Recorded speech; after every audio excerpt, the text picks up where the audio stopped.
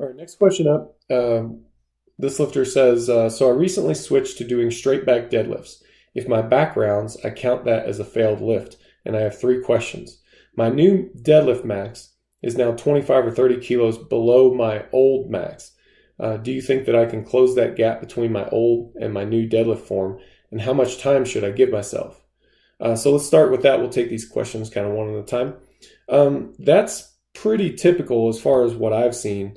When you're just switching over to a flat back deadlift, your deadlift takes a hit. The reason you were doing it round back to begin with was because you could pull more weight that way. Now, whether or not you can close that gap, it seems like some people can and some people can't. I'm not sure how long it takes. I'm sure that you can close it somewhat. You know, it's a movement and it can get trained like any other movement. The difficulty is finding out how to get that gap to close. So we've talked about this in the past and about how we address round back deadlifting on three different levels. There's the competition exercise, which is basically practice doing it right. There's assistance exercises, which is a change in the movement to emphasize the thing that you need to get better at. So like pause deadlifting, where you pause just off the floor. It's that isometric contraction in a good flat back pulling position. And an idea for you to try there might be some pure isometrics, where you would set pins in the rack to stop the bar just after it leaves the floor and pull against those pins, keeping your back flat as hard as you can for 5 seconds. You would want to limit yourself to 3 to 4 working sets of that. But so a pure isometric might be a thing that you should try.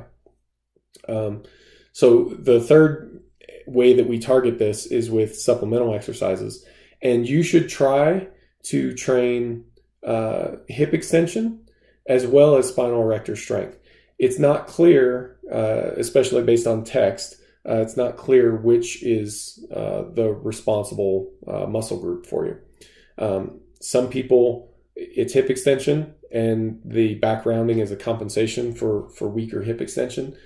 Other people, it's just that their spinal erectors aren't strong enough to maintain that position. So you should try both and see which one seems to have a bigger effect. Now, as far as training hip extension, don't forget the adductors, okay? So if you're a conventional deadlifter and you're trying to develop better hip extension torque for use in the flat back deadlift conventionally, then consider doing some sumo training. If you're transitioning to a flat back deadlift, I would consider doing some sumo training anyway. If you're already a sumo deadlifter, well, that's not a tool that you can use, but the point still remains that don't forget the adductors when it comes to training hip extension torque. As far as spinal erectors, I think all the usual suspects apply. Good mornings, straight leg deadlifts, back raises, reverse hypers, and stuff like that. Although I would be careful with reverse hypers. If you do reverse hypers, make sure that you're using them with a moderated tempo. I don't think the dynamic swinging does you any favors. So, I mean, yeah, I think those things, and if you're addressing it on those levels, then you're on the right track. Your second question is my lats. Oh, sorry, I missed a part of your first question. My bad. It says, how much time should I give it?